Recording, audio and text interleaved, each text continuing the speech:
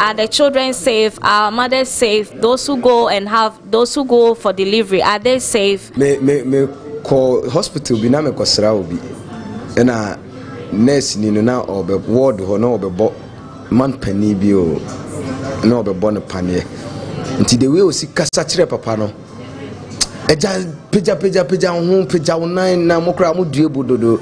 Si do si kasa kire papa no pani a wo ba be no keke no na wo kasa kire papa no sa.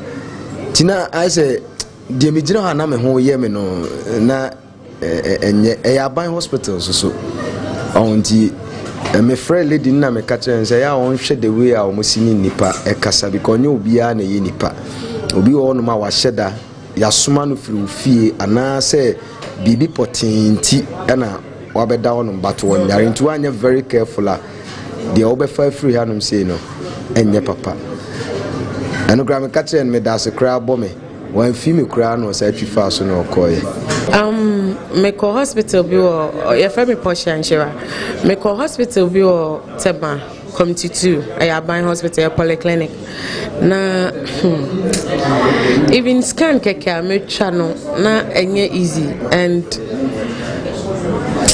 the way nurses no treat wo me feel say training no more corner ABIN training on more concerning human relationship because sometimes obi o ha na yare o de buy no o san so tia no guso a e ma yare no eye mo ntino me de o man treat me ye ntimi me feel ho no me ye ma de se me nko hospital ho biom ntino mas Mrs. baby ebia me ho mfa me ne a me ko hospital Mrs. ho kra because madam for be na academy so me nko na ho ben me na me ko ho no so no o man treat me ye o mo ne me ankasa ye me ne anje ntino me feel ho no na me ye ma de se me nko ho biom nti the mesere ne say nurses for no yare de ye ade bia etumi boni pampo free me ntino ye train o mo say na ye ne nipa kasa ana say na esi jeje nipa so say na be ya o mbetumi ahwa yare for ye and then I'm America. Well, I will commend certain hospitals because they do very well. They attend to their patients as soon as possible. Other hospitals, too, especially the government hospitals, I don't know how they train them. I don't know what exactly goes on there. But I believe that once someone comes to the hospital, that means they need care and attention as soon as possible. So they should attend to us as such. But you go to the hospital, you join a queue from morning till evening, and they make you feel like there's nothing really wrong with you. But at the end of the day, if you're not well, that is when you go to the hospital. I won't go to the hospital if I'm okay, so I think they should look at that part of it, and then some of the nurses too, I don't know, but I think some of them, they are not too serious. They behave as if they work in restaurants and all of that. They don't have time for patients. Like, if you don't have the time, why don't you opt to work as a nurse? A nurse is supposed to be caring, loving, compassionate. But if we go to the hospital and you treat us like we don't even know why we are here, then what is the use as being a nurse? So I think they should look out for all of that. Yeah. I have had quite an experience with some health institutions in Ghana, especially private sectors. Typical example is ATBA Kwewu Government Hospital. Last year I was doing my national service there, and because of change of environment, I was not well, so I had to go to the hospital. Somebody that I was not feeling fine, I was going through pain. I heard the nurse mention my name to check my pulse and whatever. When I got there, she says because she mentioned my name and I didn't respond, she had called somebody else.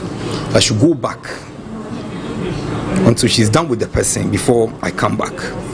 Logically, the place is not a bank, it's not a restaurant, it's not a place of relaxation, it's a hospital. If I wasn't sick, I wouldn't leave the comfort of my home to come to the hospital. So when I turned, I realized that the person was a child, like 4-year child. So I was like, okay, fine, let me just allow. So they came back, they checked the child, and I was just there waiting. So when she called me the other time, because I was not feeling fine, I was compelled enough to respond, because if I don't respond, I don't know what will happen. So I was like, oh yes, auntie. The senior matron was sitting there. I looked at her name. My name is Auntie Maggie. I saw the matron's name, but the nurse, unfortunately, she's a staff, full band, but the name was not there. With this loud makeup, I've read the code of ethics of nurses. Nurses are not supposed to do loud makeups on the job, and then your name tag is supposed to be there. So I waited. After I went through the process and the system and got my drugs, took the first shot, I came back to her. I was like, look, you, I know the administrator of ATBA hospital. If I want your job to go down today, your job is going to go down today, because what you're doing is highly unethical. It's not professional. You're not supposed to be doing what you are doing. And to you, senior matron, instead of you to caution them on how they're supposed to do their work there, you're just there smiling, thinking that it should be all rosy. You get it? So if government says you don't pay nurses well, or nurses are not getting their allowance or whatever, for me, it's okay for me. They shouldn't pay them because they're not doing what they're supposed to do. C&J Hospital at Adabraka, I've experienced it. We have fine nurses like Kukwa and whatever there. The way they respond to you, they open up to you when you're even sick. The sickness vanishes at the entrance of the hospital. There's no need for you to even go there to be checked. That is what the work is supposed to be like. Our medical officers need to understand that if there's no God, they are there. They are there to save lives and not to kill. You heard of the story that happened recently, whereby a man has to go through about 4 or 5 hospitals because there were no beds. You got to Lekman, and then those on duty were sleeping. They were asleep. The doctor was in his car sleeping at night. The man had to die because negligence of duty. It's high time we wake up as Ghanaians and then make a client call on whomever is willing to listen, that those in our health institutions, if we are not ready and capable to do the work that they are demanded or expected to do, we remove them from there and give the work to people that are willing. I don't blame them. People don't get jobs, that's why they go to the nursing schools. But if they're getting jobs, there are no allowances, don't go to the nursing schools because you'll be getting allowances. We need to remove this serious canker from our system. Our health system in Ghana is really, really, really, really poor, especially to the public sector institutions. That is it. I haven't really experienced a lot, but from experiences from people, my sister actually is a nurse, and then I see her working entirely very well, just to make sure people are cool. And she even got upgraded in her positions as a nurse and all that. But you go there sometimes, and some of the nurses, I don't know, they don't even know where you're coming from or which profession you also hold, and then they start treating you some way till they realize, oh, that's Charlotte's care sister, and then I get all the nice treatments and all that. But there was this time, I have a friend whose mom was I think a chief matron in 37, so she actually even died in the hospital. And then we went there, rushed the woman there, and then no one wanted to attend to her till one chief matron came in, and she was like, do you know who is lying there? She's like one of our matrons. Before the lady had to rush and then be like, oh, I'm sorry and all that. She was even pregnant. So the woman died eventually, and then they had to make the pregnant woman, I think it's their norm for her to go remove and then prepare her for postmortem, which I'm sure if they had paid attention to the woman earlier, she wouldn't have died. So I don't know, it's kind of who you know even in the hospitals. If you know someone there, like, you get your quick treatment. If you don't, you form long queues for hours. The doctor will come, I'm eating, you see one roaming around, I'm going to wash my hand, I need to sanitize my, like, unnecessary and flimsy excuses. So I think they should need to work on those things. And some of the nurses, in fact, they have their full bands and they can't even check BPs, common BP. How to even insert the needle and then the line and whatever for drips. They can't do it. You're welcome back. So we are still looking into all the activities that will help us save lives. So it looks as though everything that we do in this country, well, definitely life is all about risk, isn't it? But there are some risk that is a bit silly for us to take as a people or as human beings. And it looks like this country, almost everything is not so supportive of our lives. So instead of giving us life, it takes us away. It takes life away. Now we're on the campaign of saving lives within the health sectors, but we're getting into also the area of saving lives on the roads, and we want to give you some education to make sure that in all you do in this season, you want to take precautions. We have been joined on the phone lines by Daniel Waku. Daniel Waku is the Volta Regional Director of Road Safety, and he wants to give us some education on this matter that we've also chosen to talk about. Mr. Waku, thank you for joining us on the first show. Good morning. Good morning. Right, and I hope you're safe where you are. Yes, I am. Right. So we have. I was saying it earlier on the platform that we have seen pictures popping up from different places, some of which we can't even identify the places, but we know that the rains that just occurred a few days ago has really caused some grave damages to the country. What can you tell us on your report so far?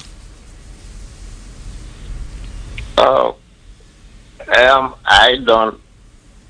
We are all aware that the rains are setting.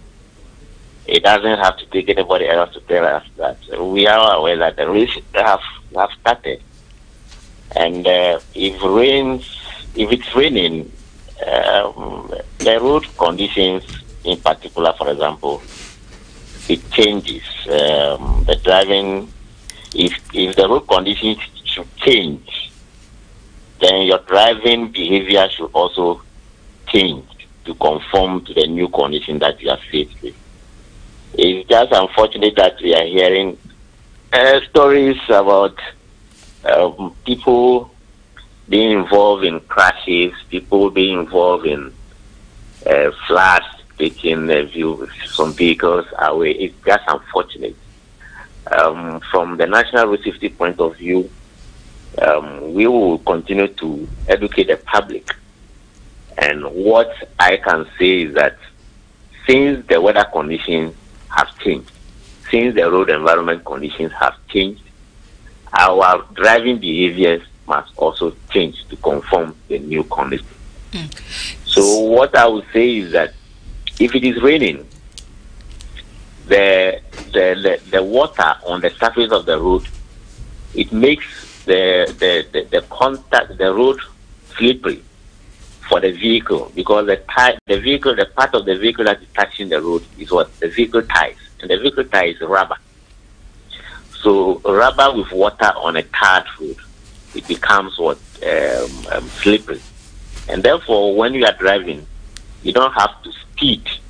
You have to reduce your speed, because when you apply a brake, because of that slippery nature of the road, the car can skid and go off the road, or can skid and hit the vehicle in front of you.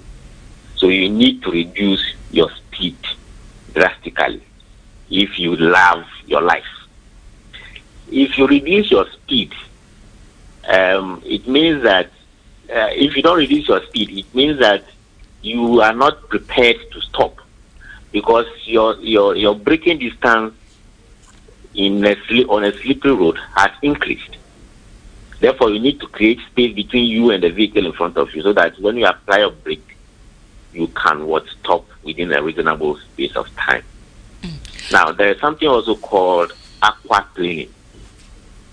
When there is water on the surface of the road and you are driving, because of the water, the vehicle tires may not have direct contact with the surface of the road again. Therefore, if you apply a brake, then the vehicle tire, now is floating on the surface of the water, and therefore the tires cannot maintain contact with the road to provide friction and brake. So the vehicle will be floating on the water and maybe go off the road or hit the vehicle in front of you. So we should be mindful of aquaplaning when we are driving, when it is raining, or when we are moving on wet roads. Now, when you see a pool of water on the road when you are driving, how will you know there is a pothole there? And even if there is a pothole, how will you know how deep it is? So when you see a pool of water, don't attempt to drive through that pool of water, or be careful as you drive through that pool of water. Reduce your speed and drive through that pool of water. On that note, let me just quickly find out, when it comes to driving through floods, is there any mechanism to determine the depth of the floods? Come again? I'm asking that if you are driving and you come across floods, are there mechanisms to determine how the depth of the flood before you decide to move through it?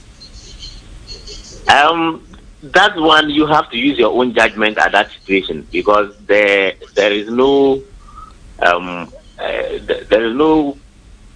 standard condition of the road. Right. The condition of the road is not standard. It's not the same everywhere. So when you meet a pool of water or when you meet a flat water, right, you have to use your judgment over there to determine how deep it is. And now let me say that it takes only 1 foot of moving water to carry a small car, a saloon car, for example. Just 1 foot of moving water, it will carry it.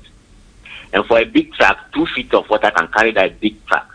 So when water is moving and you meet it, if you can stop, wait for the water, the floods to subside a little before you attempt to cross it. If you cannot determine the depth of the pool, it is very dangerous to just enter. If you cannot identify the depth of it, why would you have to even enter in the first place? So you have to be very careful. That's what I would say about the depth, because you cannot say that the depth of the water of a pool of water is the same everywhere. So when you meet a pool of water or a flooding water, at that moment, you yourself use your common sense to determine how deep it is. Use things in the environment to determine how deep it is. It is your life. Therefore, you have to be very careful if you have to enter. And a lot of times, it's about psychology. A lot of times, we sit in vehicles and we think that the vehicle is a superhuman or something nothing can happen to the vehicle. No, the vehicle, you are the one driving the vehicle. The vehicle is not driving you. Therefore, you have to make decisions for the vehicle. The vehicle doesn't make decisions. If you yourself, you want to really protect your life, don't drive your vehicle through that moving water when you cannot identify how deep it is. It is very, very important. So I know you were in Accra, Greater Accra, before you moved to the Volta region.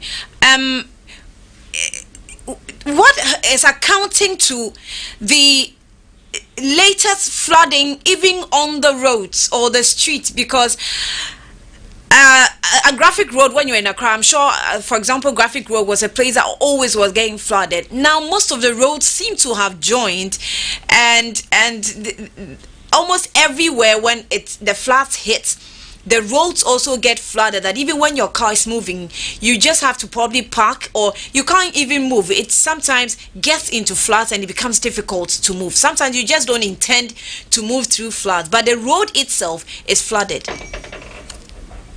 I don't think that area is my field for me to say anything about, or any concrete view about why our roads are flooding. I think I'll leave that one to the engineers or the geologists or whoever in that field, who will be in that field to talk about that. But I also, from my lay point of view, I think that maybe the drains could be choked. That could result in the water not moving or finding a way out of the road environment. We are all aware of how our gardens are filthy and all that. That could be, and then it could also be that the amount of rain that is falling is a lot, and you expect that for some time the roads will be flooded. It's the case. And then I cannot really accept the reason you are equating to that is because the amount of rain is a lot, because we have had flooding situations in the country for so many years. As I said earlier, I told you I was giving you my layman point of view. I told you I'm not an expert in geology or in that area, so engineers will give you that answer. But I am saying my personal point of view, my layman point of view is that it could be that if it's a heavy downpour, you should expect that in the few minutes or hours after that downpour, the roads will flood. A very heavy downpour is not just a normal downpour, so you should expect it to flood. So When we use the roads and they are not too safe for us, we would have the cause to blame all the stakeholders involved. I know that you have a field where you pay attention to, especially to our driving, but our driving will only be safe with all these stakeholders you're mentioning, the engineers and everybody else playing their roles appropriately. So what is the extent of communication between or among the stakeholders to ensure that everybody's role is implemented effectively? For me, from the point of the National Road Safety Commission, we have always been working with the stakeholders, the key stakeholders in the area of road safety to ensure that our roads are safe. But at the same time, a lot of these activities happen in these different establishments or agencies. Road safety cannot be produced by just one department. Every department has their role to play. If it is the police, they have their role to play. If it is the urban roads, they have their role to play. If it is the feeder roads, they have their role to play. If the highways authorities, they have their role to play. And if it's the assembly, they have their role to play. I will just call on all the agencies that have a role to play in road safety to ensure that the activities that are outlined for them, they carry it out to the best of their abilities. Because the National Road Safety Commission has drawn up an action plan, a strategy and action plan out of it, and outlining all the functions of all these stakeholders, and they are all there in black and white. I will just entreat upon all the stakeholders to just carry out their respective activities in the action plan. And if these things are done, I am sure the rate of flooding, the rate of crashes, the rate of the deaths that we are experiencing on our roads, it will come down. Mr. Daniel Waku, thank you. I thank you so much for your time, and we will get back to you when we need some more support. Thank you so much. He is the Volta Regional Director of Road Safety, and they are ensuring that on the roads at least we're safe. But we of course need the hands of all other stakeholders. So as we have started here on Gntv, you can be sure that we will follow up with the other stakeholders, the engineers, those who are in charge of any other part or role they have to play when it comes to safety on the roads is concerned. We'll bring them all on board, and then you can get the information you need as to how to use the roads. You're watching the First Show live on Gntv. My name is Annie Fuampo. For this is the first whole segment. Let's go for a quick breather. When I come back, yesterday we discussed issues of the National Identification Card. So the minority is raising issues. I don't know. I think we obviously have to shift from the political and look at it nationally. Yesterday, one of my callers really made me proud by talking about listening to the details of what Asiedu Nkete had to say. We need to look at it from the national perspective. So we have brought the NIA authorities here to come and respond to some of the issues, and we'll see how we can make it better. I'll grant you the interview after this short break.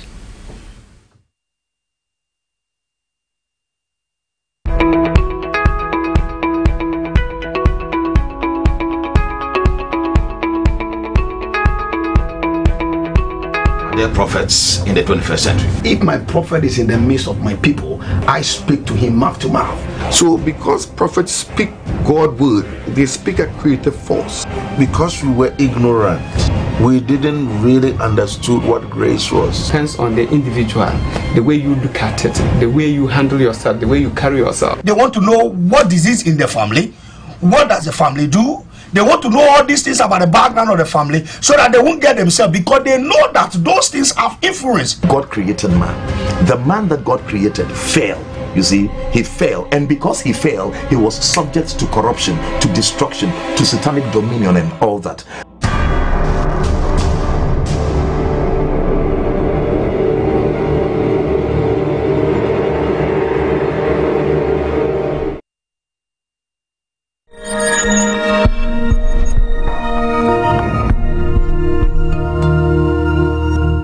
Hello and welcome to Pay Global App. Pay Global allows you to send and receive money into your mobile wallet instantly from around the world. It makes money transfer easy, affordable, smooth, and convenient for agents and users. Roaming services are also available globally.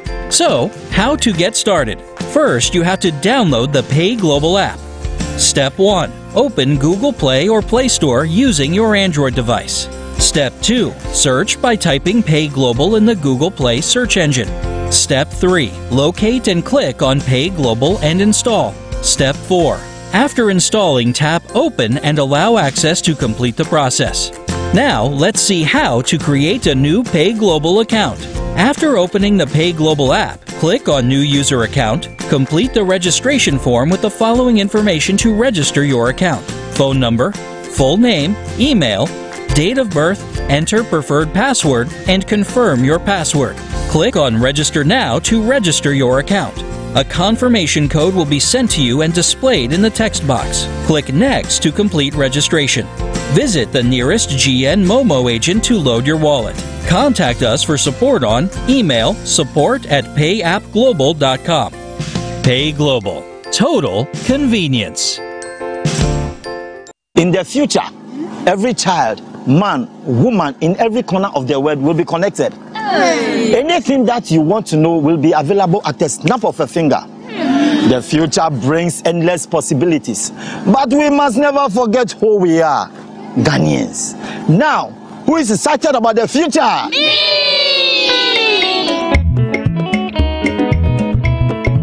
The future is here. Experience the all-new GN Electronics Smart TV.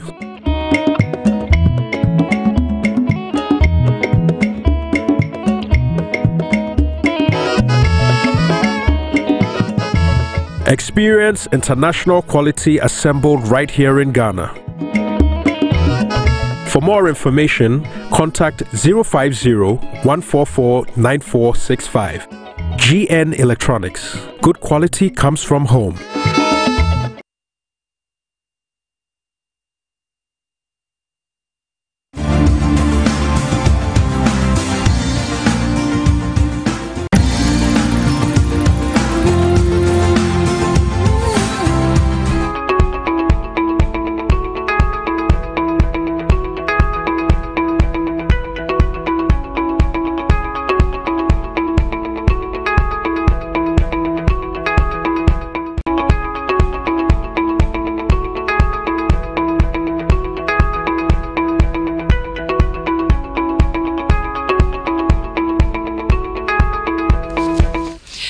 Welcome back. So good morning, Nana Komnasari, and thank you for watching the show. Let us know if you want us to touch on any other thing and we'll follow up on that one. But let's now go into the issue of NIA or the Ghana card.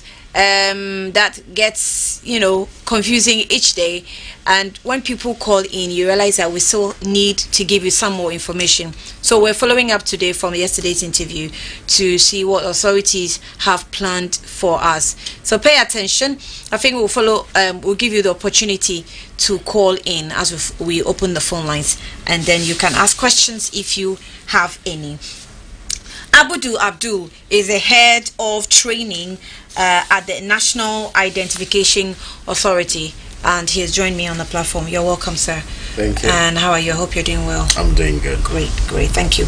Murtala Mohammed is also the National Secretary of the Progressive People's Party. Remember, 3 days ago, they held a press conference, accusing the minority of being mischievous about the path they've chosen. Meanwhile, the NIA has also come out to say that we have not issued cards to, or any Ghana card to any minority member yet. So those ones you're seeing are fake. Now that scared me. When I heard they said they were fake, I was like, whoa, are we now having fake cards now? So they will have to respond to it, and then we know where we are, if we're at risk or we can, control the situation. So you're welcome once again. Thank you. Let me you take us through, first of all, how I know I've been talking to you and you have been working really, really hard on how to bring this on board. I am one person. Someone actually came into my inbox and said the president has listened to you, because I wrote a very damning article. I said the president will fail if he doesn't go on this path by giving us a national ID card, because that will help us collate our data properly.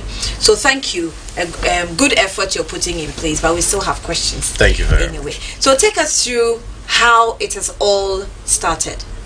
Yes, let me say good morning to your viewers. And at the end of the day, we all have come to the realization that we need a comprehensive, effective, reliable, and efficient national database on all our citizens. In fact, it's something that we tried doing since 1973, and we have never succeeded as a nation. And to think that a serious country like Ghana, in terms of how we are projected in Africa and even the world, we cannot boast of that comprehensive database. Obviously, that can't be good for this country.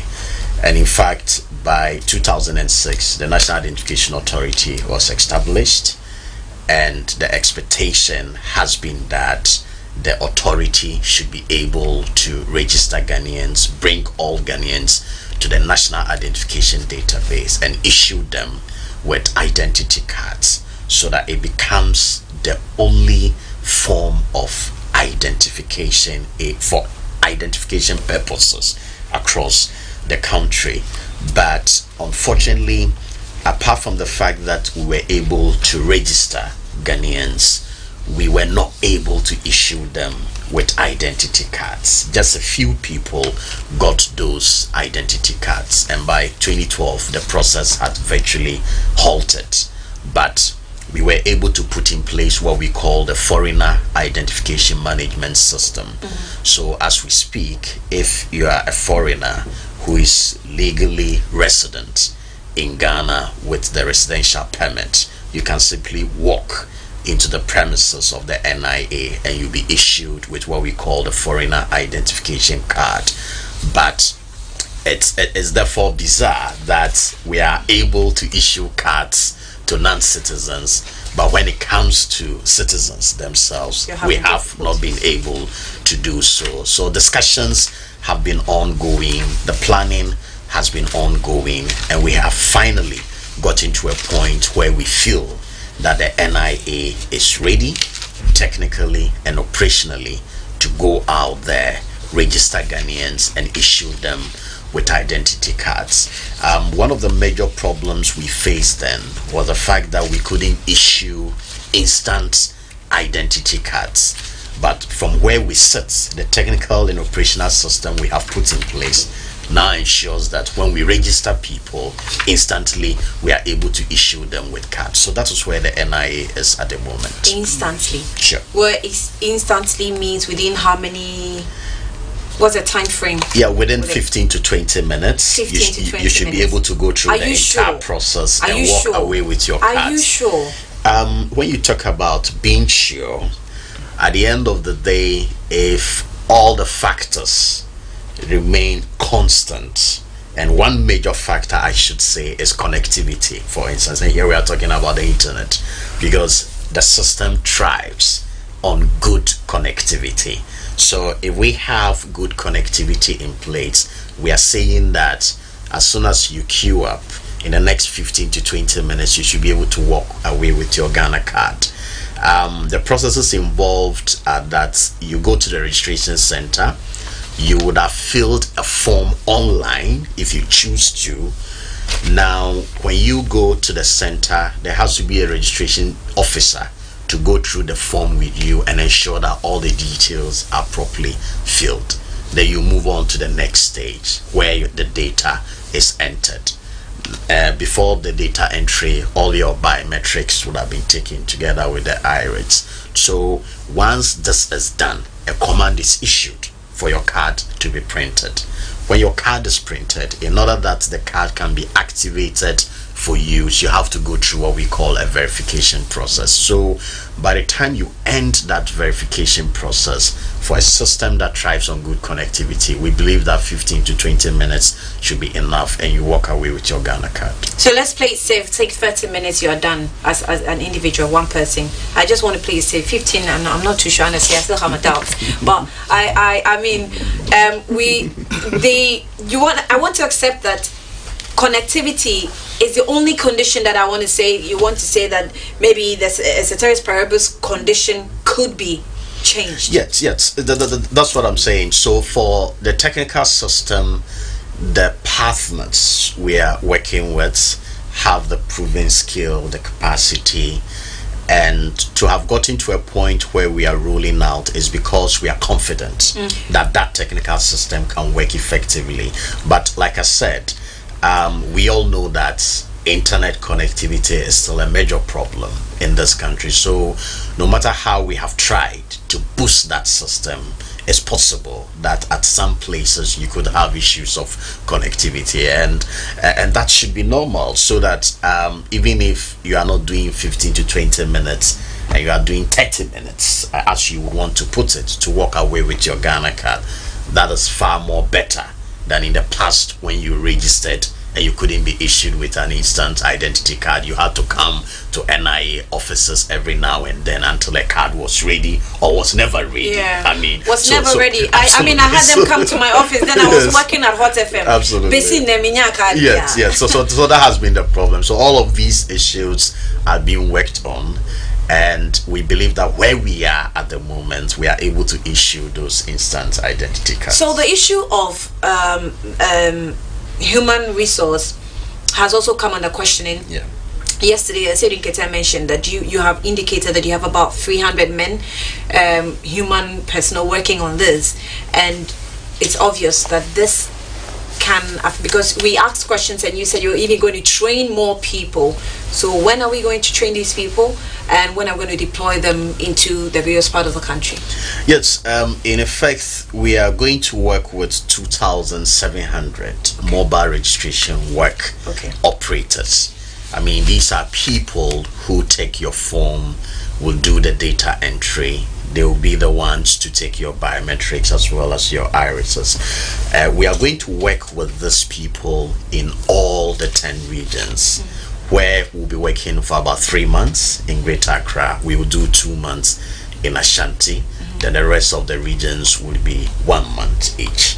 So we are talking about, yes, the 2,700, but we are also talking about registration officers, so that across all the registration centers we would have a registration officer and 2 assistants. And the role of those people is just to ensure that people who come, they aid them in filling the registration forms, or even if you filled the form online, when you come, they'll check for the accuracy of the data or the information that you have provided, so that the entry process for the MRW operator becomes easier. And depending on the number of registration centers, if you have to employ 3 people at a registration center, just look at the numbers that we are talking about. That is quite huge. I think Greater Accra, we should be talking about some 10,000 registration officers when we start to engage the generality of people in Greater Accra. Now, you would also have card verification officers, and these people are going to be assigned to each registration center. So if you have some 2,000 registration centers, then we are talking about some 2,000 card verification officers as well. So so as far as Greater Accra is concerned, we are ready to roll out with what we currently have, whilst we continue to do training in preparation for the other regions.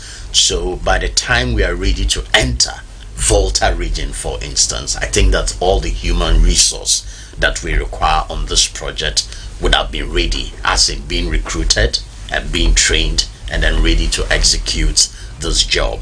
The other issue is the commissioners for oath. And that is largely within the domain of the judicial service. I'm sure we will come to the requirements for registration, for instance, definitely. Where we would then look at the option of vouching, and that is where the commissioners for oath will come in. Where the main issue really is. Mutala, I think you allow me, let me ask you this question. How many registration centers do we have currently? Have you established so far? That's for now. We've been going on with the institutional registration. That is largely because these are people we will need when we start to engage the entire population. So the security agencies, for instance, we are still at Parliament, we are still at Jubilee House, and we are currently at GIS, Ghana Immigration Service. We are at prisons and the police service as well. So by the time we are done, we would have reached out to all of these strategic institutions. Once that is over, then we'll begin to deal with the people in the entire Greater Accra region. What accounted for the decision to start off with the Flagstaff House, the security institutions? What accounted for that decision? Yeah, so I've just explained that. That's because I don't know why you're laughing, but that's we would expect these institutions to help us in one way or the other when we start dealing with the entire population. You get what I mean? Okay. I mean, of course, we are dealing with a human institution. You are going to have huge numbers at the centers. We must have people to be able to control queues, control crowds, etc., etc. But I still so that's where I still would challenge that, because when you go to church, and you take communion, the pastor will give the communion to the members. Okay. I mean, the congregation first. When he's done, then ushers and maybe elders will now come and take. I mean, those who are helping will wait until the congregation is fed. So it can be done either way. Yeah, this is not in any way to say that those people are more privileged, and for that matter, this kind of service should be extended to them first. No, it's simply because of the role that they have to play in protecting you and I. You know, so it's important that we serve them, then they are ready to give us that protection and security when the registration for all other citizens will be taking place. So that's why we have had to reach them first, and also because they are the documented people. When I talk about being documented, these are people who will not have issues with when it comes to having birth certificates and having passports. So if we get to populate the National Identification Register with those people at the moment, when it comes to the vouching, for instance, it can be done easily. I'm still hesitant because I anticipate that that's a question you will still ask. Definitely. Yeah. Definitely. We're in the studio with Abdul, and he is the head of training at the National Identification Authority. Most of you had lots of questions yesterday. We couldn't even pick some of the calls. So just pay attention and let's see if we can we can get your answers to you, even if you didn't get the opportunity to ask a question. Mutala Mohammed is also here. He represents the PPP, the Progressive People's Party. Yes, 3 days ago they had a press conference on the same issue, Ghana card, and they think that the minority is just doing things to bring the government back. I don't know. Yeah, to let you know that Charlie, you are just being a nuisance. Derailing the process. And we derail the process. No, you derailing the process. You know. So yeah, Mutala, you're welcome once again. Thank you very much for the opportunity. So I hope you've paid attention to some of the details he has given. You have any issues to raise? Oh, I'm actually glad that you brought somebody from the authority to explain to Ghanaians. We have promised the authority we are going to help them in any way to get this thing done. So I'm actually happy that you have brought somebody from there to educate the people how to go and get their Ghana card and what have you. So I'm grateful and I'm learning more. Look, there is nothing to fight the NHI and with. I mean, there's nothing to fight them for. All you need to do is to help them. Okay, so I don't see why somebody in this country should fight the system. You can help. You understand me? So all we can do is to help you. But yesterday, I said Gntv indicated that people are trying to read politics into the issues that they're raising. He didn't mention the people. Oh, no. Guesswork. No.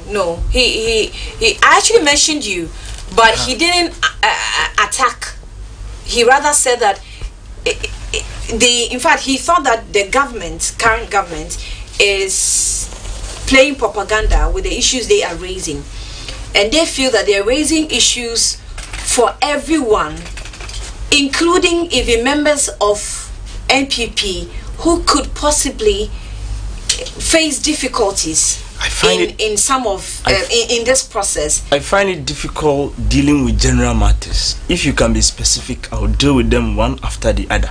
Because what are the matters? What are the issues they are raising? One after the other, I'll deal with them. There's nothing. So he has indicated, which I will also, Mr. Buddha, I'll ask you to respond to. He has indicated that we've limited the process of registration by using the passport and birth certificate and passport, and that if you don't have these two, then you can have 2 or 3 people to come and vote for you. And they feel that those options are options that are too limited, and that we should broaden the option base to include what? To include voters ID card, for example, so that voters ID card has even a larger number of population of people that have registered on it compared to the birth certificates and passports that we have been asked to use. Look, we disagree with him. You disagree that the voters ID card has a larger population of registers, or you disagree with him on that point? It should be a requirement for the Ghana card. Why not? The reason is simply because the EC is not, the EC card is not a requisite or prerequisite for being a Ghanaian. What? Yes, it's true. That card is for voting. The SNIT card is for SNITs. The DVLA card is for drivers. Foreigners get DVLA card. And you and I know that there are minors in the register. Don't you know that? But you know that we use the voters ID card for immigration purposes, to identify yourself. I mean, it's wrong. When you go anywhere and you're asked to produce ID cards, my dear, it is your wrong. Voters ID card is one of the cards that you use. And so I'm putting it to you, it's wrong. I'm putting it to you, it's wrong. That card is supposed to be produced when you are going to vote. Period. That's the point. So that excuse they are running around with the Electoral Commission card is untenable. And again, there is a Supreme Court decision that says that card cannot prove that you are a Ghanaian. You know that. Which card? The Abu Ramadan case, the EC card. It's not the EC card. It is what the court was saying. Hold on. Mutala, hold on. The court's ruling was that you who used the NHIS card to register, it means to acquire your voters ID it means card. There are people who are likely not to be Ghanaian who are on that register. Please. Let's clarify so we don't misinform the public.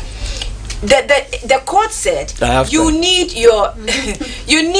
if you use your NHIS card to register to acquire your voters ID card, your names should be expunged from the register. So it means which authorities took and ran with it. So names were expunged. So far we had only 16 million names left on the register who were eligible to vote. So it means that now we accept that those whose names remain on the register are Ghanaians. Now the card is authentic. We can accept now that we don't have fake cards in the system. We only use the required. I'm not assuming. That's what you are doing. Because the court has ruled, so this cannot be an assumption. The ruling is a fact, but this one is an assumption that it means necessarily there is nothing in that card that they are what you are saying. The ruling is a fact, but the assertion that it means the EC data does not include foreigners, I'm saying it's an assumption. You can't prove that. But if you and I know if you did not trust the data that the EC can I explain? Then why did we have to go on with the elections? Knowing very well that we have expunged name, but we still don't trust the register. Because we don't have option. We need to go on with the elections. The point I'm making is that it is a fact that the Electoral Commissioner's data is fraught with all sort of information that is not tenable, it's unacceptable. Okay, the point is that it is likely that there are people with that card who are not Ghanaians. That's the point. And again, when you are going to extend it, you can use the same argument for passport, for birth certificate, and what have you. But this is a mistake we have already committed. Okay, so it's an opportunity for us to right the wrong, and there's always a process, a beginning, and that's what the Ghana card seeks to do. Let's now clean the system. We have a problem, we all know. So this trying to use the EC thing as a, why are they not using SNIT? Why are they not using DVLA? The point is that but they're not limited. They're not limiting it to only NHIS. They are saying that add more options. Because the constitution. So if you want to suggest that they should add the materials, but you see, we are in Ghana. We are not in some banana republic where you can decide which card to be used. I'm saying in Ghana, what identify you as a Ghanaian is not your EC card. It is your passport or your birth certificate. That's the point. So it is a legal matter. In any case, is it the time to raise it? They had all the opportunity in Parliament and they supported the cause. How then do you turn back overnight and say that we are boycotting the system? They supported the cause of getting a Ghana card, not the cause of limiting our registration processes with two documents. I'm saying that they supported the requirements with 2 documents and the commissioner of oath at the Parliament, both at the committee level and the plenary. We have the hands that we read it. Even if you give me time, I'll go and read some of them to you. So the point is that, look, they have no basis of playing politics with the whole thing. And you see, the annoying thing is the fact that they are boycotting it. They are not only saying it. If, for example, you are not saying Kita, you think that the thing should be expanded or the requirement should be increased or what have you, that is good. You understand me? But you cannot sit in Parliament at committee level and unanimously agree to do something, come to the plenary setting with all these lawyers in place and professionals, representative of the people, the highest chamber of the land, agree on something, then you leave the chamber and come and do parliamentary, become MP at a radio station or a TV station. It doesn't work like that. The point I'm making is that they have no point whatsoever. The reason why the EC card is not included is not to exclude anybody. It is just that what makes the card that makes you a Ghanaian does not include EC card, neither DVLA card or the SNIT card. Okay, that is obviously the position of you, considering the conference you held. Yeah. And I agree with him to a certain extent anyway. But I said, I'm sure you're watching, because he said he will follow up today to listen to how you respond to it.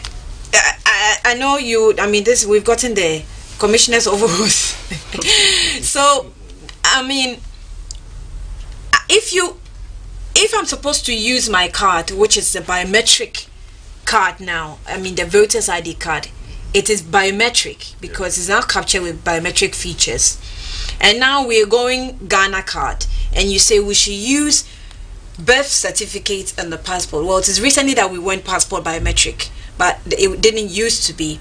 So if it were just ordinary passport, not biometric, just like the ones we're using before, and then the birth certificate, then I feel we are going like 3 years backwards. Why is it so? Well, I mean, it's a very simple answer. The fact is, what did you use to acquire the voter's card? You used the birth cert, could have used the passport, and it could have also been through the voucher process. So at the end of the day, these 3 requirements are the same requirements you have to meet to acquire the Ghana card. So that if those 3 requirements resulted in a registration of about 15 or 16 million Ghanaian voters, why do we think that the same 3 requirements will not result in the registration of about 30 million people? Okay, that is a fact. Okay, yes. Why have you limited it to only these 2?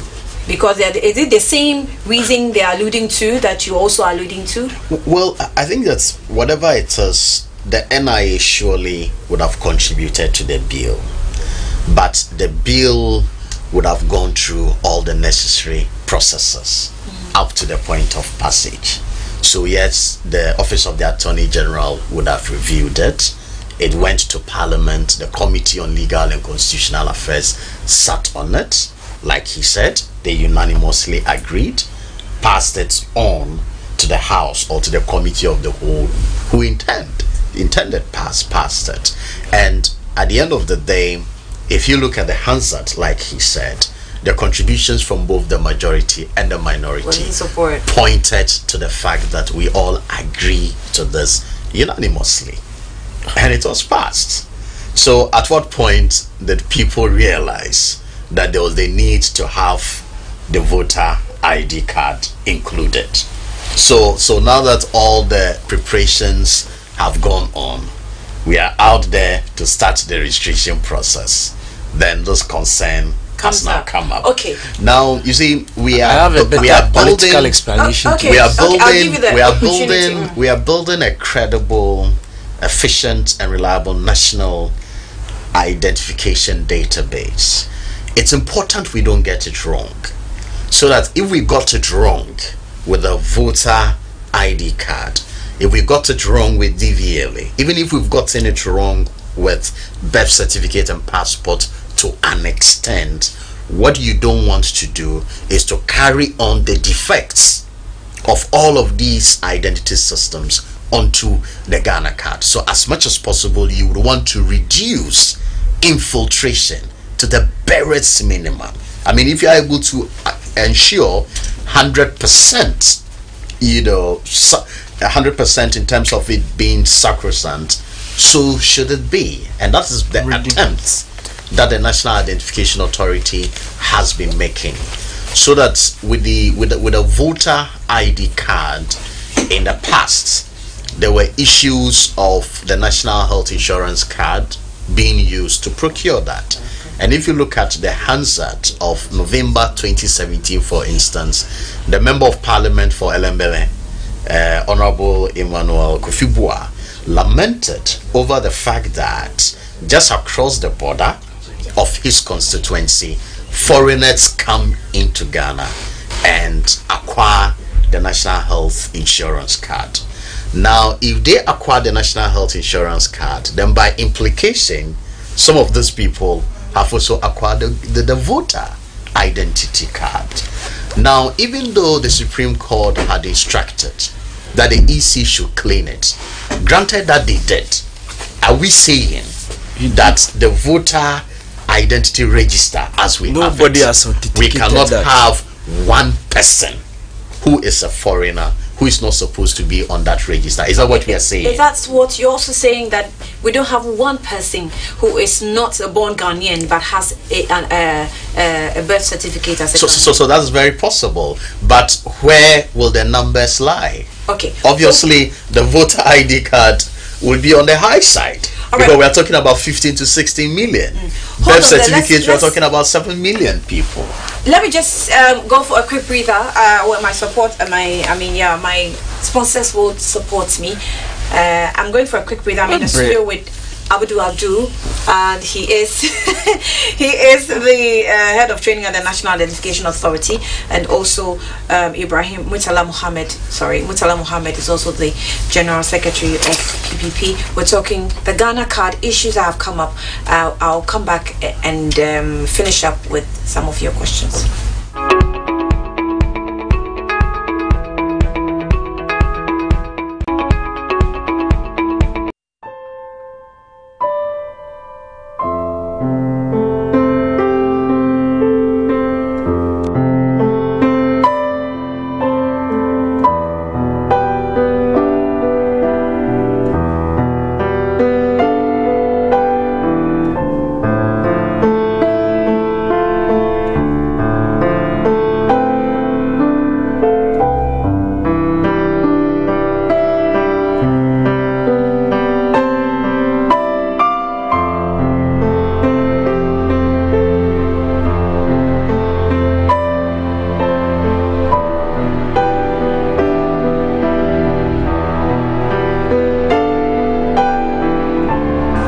and beyond the touch of relief.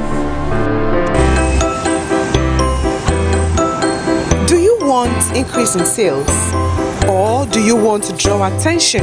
Then mobile advertising vans from DigiCat is your best bet. Our mobile advertising vans come with crisp digital images and visually impactful in the night and in the day. Reach your target audience where they live, work and play. Contact us on 0303 393 6020 or 050 132 8707. DigiCat, creativity in motion.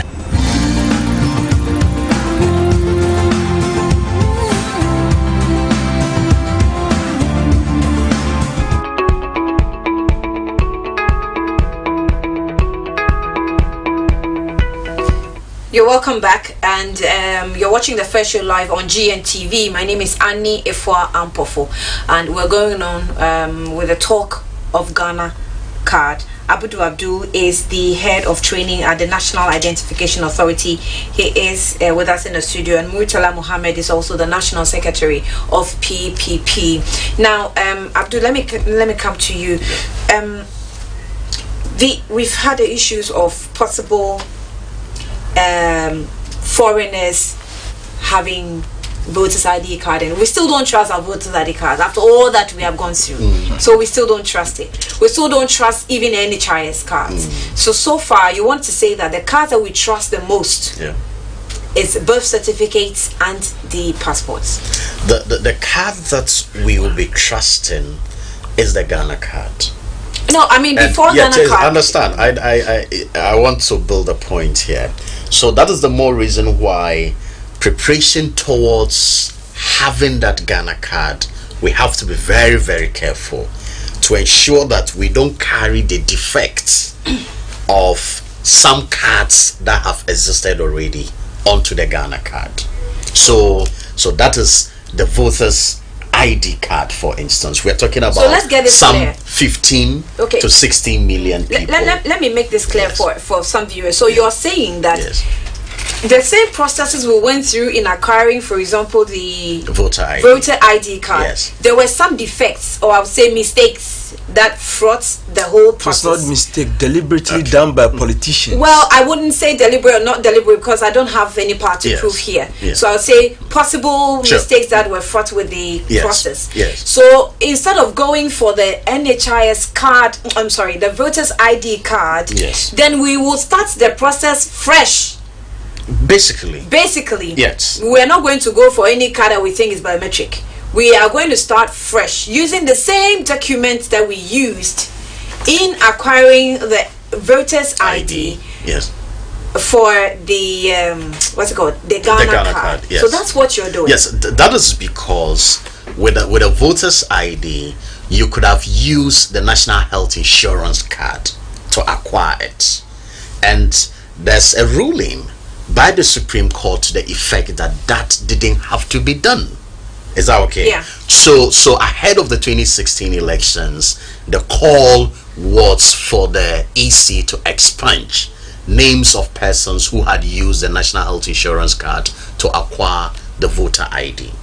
If that is the case, if you were going to allow the voter ID to become a requirement, then it means you'll be feeding the National Identification System register also with persons who are not Ghanaians. I'm sorry, I haven't activated the phone lines, but people have started calling already. So let's pick the calls. Hello, good morning. Good morning, honey. Thank you for calling us. Your name and where you're calling from? I can use the opportunity to greet your resources in the studio. We thank them, or we thank you for bringing them to educate us about this issue. I think we are having it several on the network. But as they are saying, if it's a political, as the politicians are saying, we are condemning about our own voters ID card, the one which everybody must go and acquire easily. If the person is really a Ghanaian, and we are saying passport, people will start to go and acquire passport of them. How many times have we arrested foreigners with our passport? So for that education, from my personal view, I thought let's put politics aside and do what is good for Ghanaians. Because how many of us having passport? How many of Ghanaians having passport? No, let's cut it down. One every citizen in every corner will able to apply this card, because you are doing this card for Ghanaian's sake. But when you come out in passport and other things, as you are saying, what don't you so give the anything politician doubt for what they are saying, that we should use that voter ID card, because you can't just go and get voter ID card. Right. Thank you. Your point is made. Hello. Good morning. Yeah. Good morning. Thank you for calling us on the first show. Your name and where you're calling from. Yeah. This is... Hello. Hello. I'm sorry. Lower your TV set. All right. Hello. Good morning. Hello. Good morning. I'm sorry.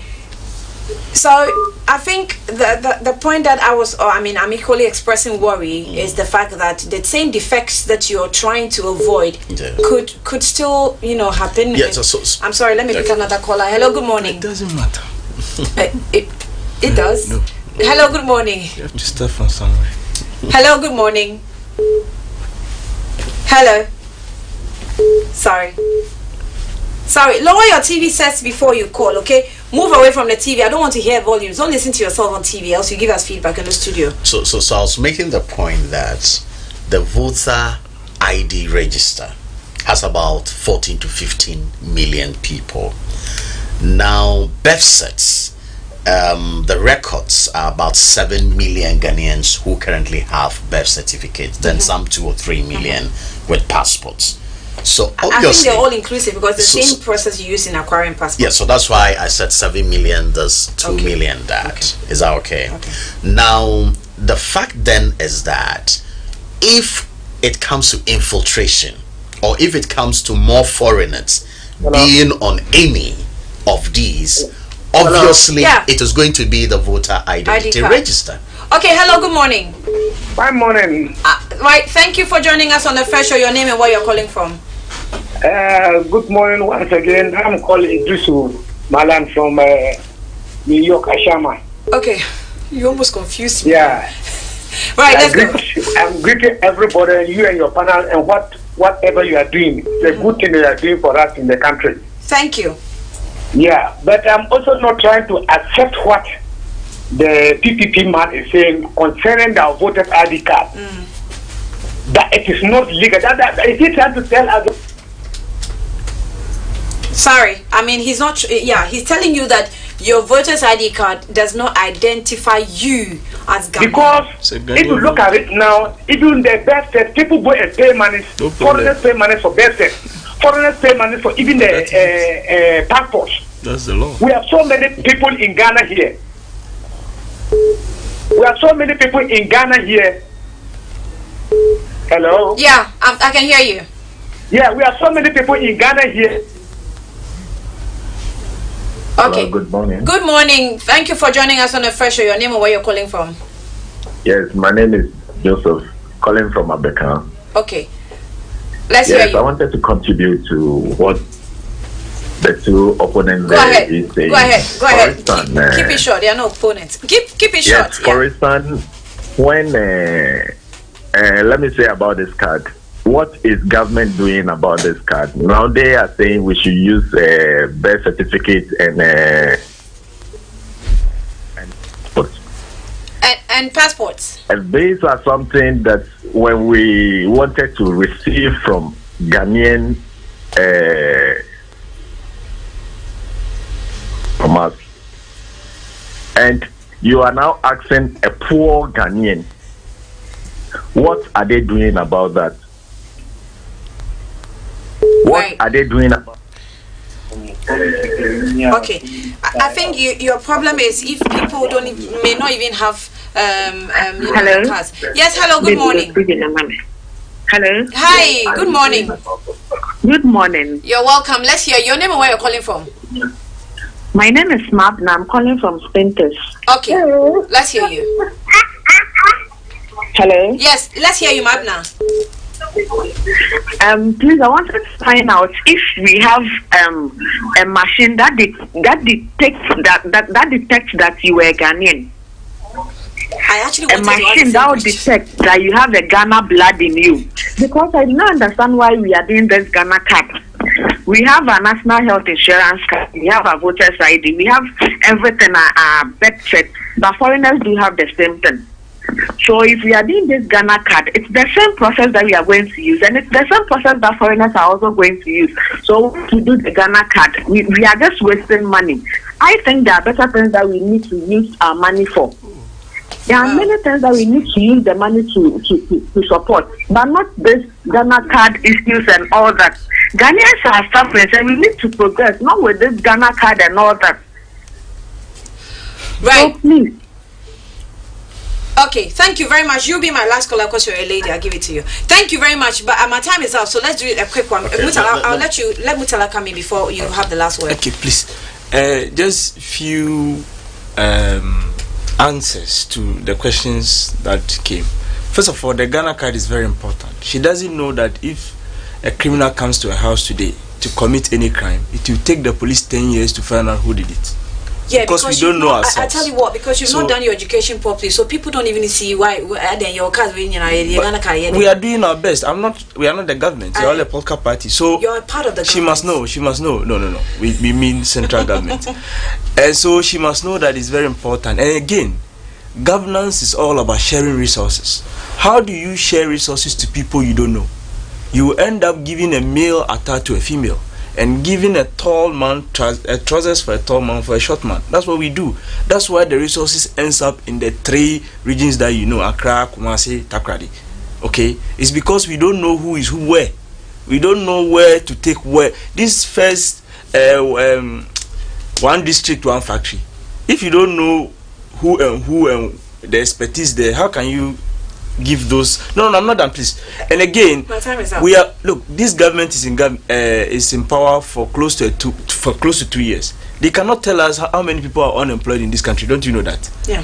Yes, it's because we don't have an identification that tells who is where and what is doing. Right. Okay, so this is important. Nobody should be labeled upon. And again, the issue about this EC thing, birth certificate, the point is that the birth certificate is the primary source for which the constitution relies on for whatever card you need in this country. Right. Any other card cannot be used for a card like the Ghana citizen. So the birth certificate and the passport, they are primary documents. If you don't have it, you have been given an opportunity to do it. Okay. So what you must seek as a Ghanaian is flexibility of the process. And that's what we ask. Thank you, but I think that we'll have you again because there's so much to touch on when it comes to these. The costs and stuff we haven't touched on it yet. So we'll have you again on the platform. Okay. But yeah. So let me just add quickly that in talking about the requirements, we shouldn't just talk about a birth cert and a passport, but the other process to get registered is through vouching, which has to be administered by a commissioner for oaths. And I'm not too sure there's any Ghanaian here who would tell us that he or she cannot find a relative or cannot find 2 persons who just know him or her and will be able to vouch for the person's citizenship. Have out of the out of 30, about 30 million people, we have 7 million with a document. Now we have about 23 million who don't have, but these 23 million are going to have to depend on the 7 million for the commissioners of oath. Yes. So at the end of the day, if you get registered, just tell me how many people you can vouch for. Can vouch for so many people. There's no limitation as to the number of people you can vouch for. So as long as you know those people, they are your relatives, and you can vouch for their citizenship, they will get registered. So how do you we won't outwit the system? Now when you vouch for somebody, let me say this, when you vouch for somebody and a person has gotten registered, that person can also go on to vouch for other people. So you'd have a snowballing effect. I hope you get me. So that you vouch for me. So you vouch for me, I get registered, I can also vouch for some other people, and that goes on. So that is all geared towards the fact that we want to build a credible and reliable national identification database. If we have made mistakes with identification systems in the past, or documents such as birth certs, passports, etc., etc., what you want to do is to ensure that you minimize fraud, you minimize infiltration as much as possible. So as far as the national identification system database is concerned, is that okay? And let me end by also saying that the last caller who talked about costs, this Ghana card is actually going to save the nation enormous costs. I don't really want you. Hold on. Now, my time is up. They will cut you if they don't. So I promise you that he will come back, and the next time we meet, we're going to be talking about the cost, because we know that some of us have even registered some years ago. We don't know what happened to the money and what happened to our documents. So we'll have more questions to ask. So keep your questions when Mr. Abdul joins us here again. He's from the NHIA. He's a head of training. NIA, and he will join us again. Mutala Mohammed is also the General Secretary for PPP. Dr. Papa Kwesindum will be on Easy FM from 9 a.m. to 9:30, and we'll link to you so you want to stick to it and view the interview. But Pamela will join us with the trends now.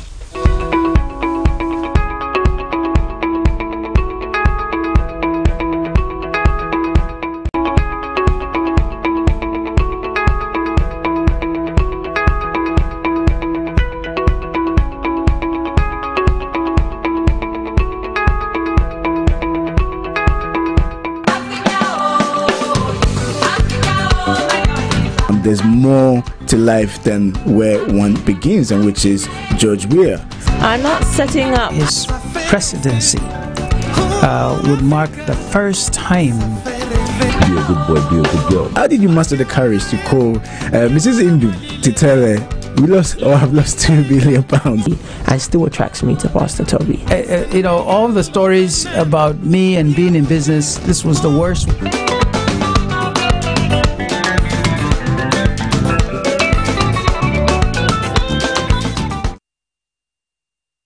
Are there prophets in the 21st century? If my prophet is in the midst of my people, I speak to him mouth to mouth. So because prophets speak God's word, they speak a creative force. Because we were ignorant, we didn't really understood what grace was. Depends on the individual, the way you look at it, the way you handle yourself, the way you carry yourself. They want to know what disease in their family.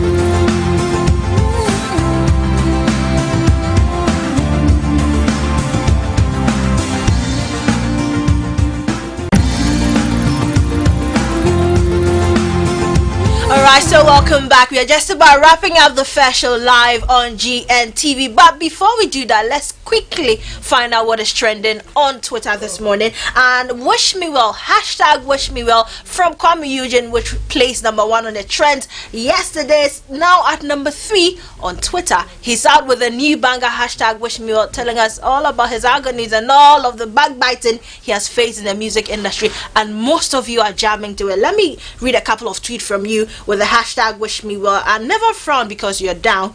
God will never let you down. At the end, you surely wear a crown.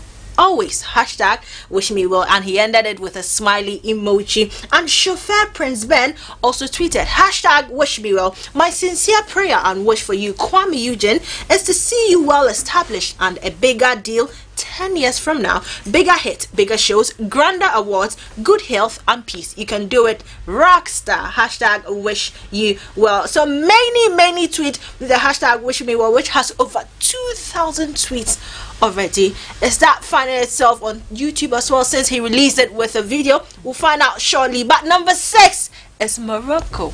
Definitely, they've been kicked out of the 2018 Russia World Cup. And surprisingly, they are trending with about 213,000 tweets already. So let me find out what you are saying about Morocco as Portugal kicked them out of the Russia 2018 FIFA World Cup. Hassan Abedi says, This Iran couldn't arrange decent friendlies, training facilities, had Nike withdraw from giving them shoes and equipment, had lack of funds because of sanctions. The fact that they've managed to achieve what they have is incredible. Everyone thought they would lose to Spain and Morocco.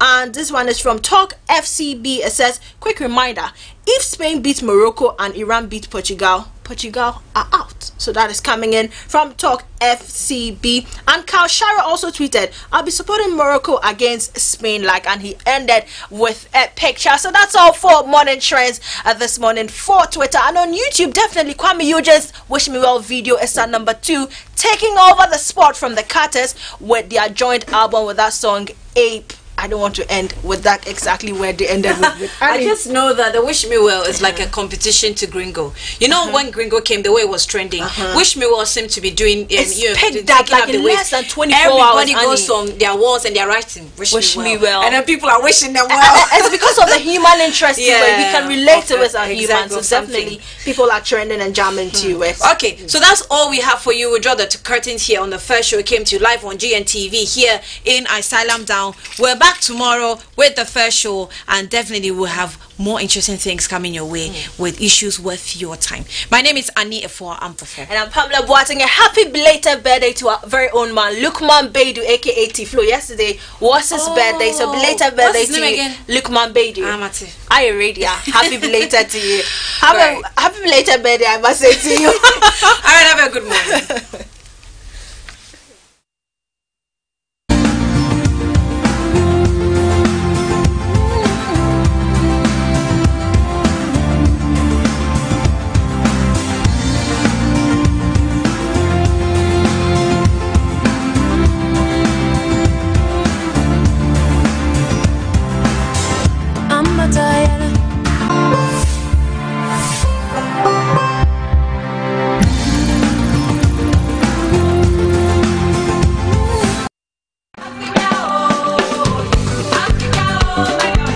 There's more to life than where one begins, and which is George Weah.